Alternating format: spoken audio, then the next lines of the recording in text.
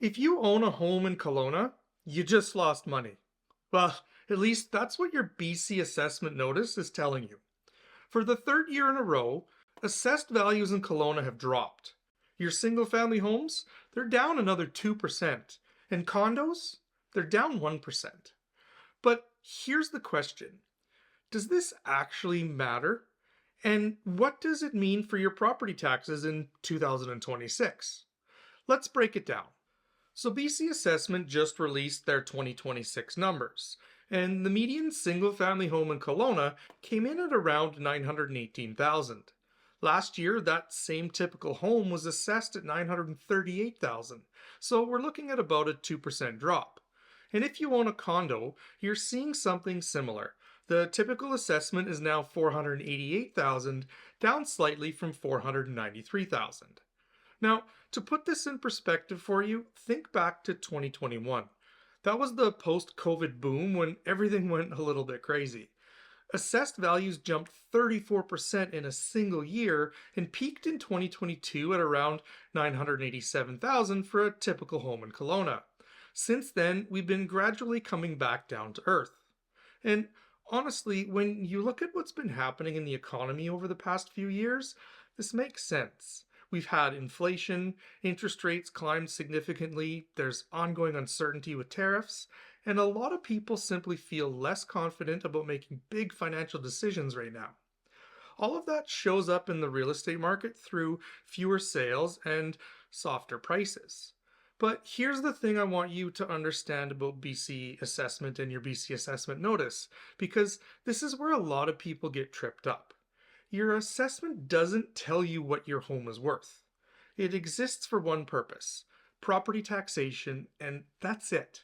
The market decides what your home is actually worth, and market value comes down to something pretty simple. It's what a buyer is willing and able to pay for your specific home in your specific neighborhood at this specific moment in time. The other thing to keep in mind is that this 2026 assessment is actually based on what BC Assessment estimated your home was worth back on July 1st, 2025. That's 6 months ago, and the market has continued to move since then. Plus, real estate is hyper local. Two homes on the same street can sell for very different prices depending on condition, layout, upgrades, and which direction the backyard faces. Your assessment doesn't account for any of that. It's a broad estimate used to calculate your share of municipal taxes. So, if you're thinking about selling, please don't use this assessed value as your listing price. And if you're looking to buy, don't assume a home is overpriced because it's listed above the assessment. The market is what tells the real story. Now, let's talk about the part that most people are really wondering about, which is your property taxes. A lot of homeowners assume that if their assessment goes down, their property taxes go down too. And I wish it worked that way, but it doesn't. Here's how it actually works, and I'm oversimplifying this a bit, but it gives you an idea of how property taxes are typically calculated. The city of Kelowna, or whichever municipality you live in, they set a budget based on what they need to fund city services for the year. Then they take that total amount, they divide it by the combined asset value of all properties in the city. That calculation gives them a tax rate, which for 2026 is basically set at around 4.37% if you're in Kelowna. What this means for you is that your individual tax bill isn't really about whether your assessment went up or down. It's about whether your assessment changed more or less than the average change across your community. So, if everyone's assessment dropped by 2% and yours also dropped by 2%, your taxes will likely just follow whatever increase the city has budgeted. And if your assessment dropped more than the average, you might see some relative savings. But if yours dropped less than the others in your neighborhood, you could end up paying a little bit more. If you're curious how other communities in the area fared, it's a bit of a mixed bag. West Kelowna single-family homes are down about 1% to 892,000. Lake Country actually held steady and even ticked up slightly to 933,000.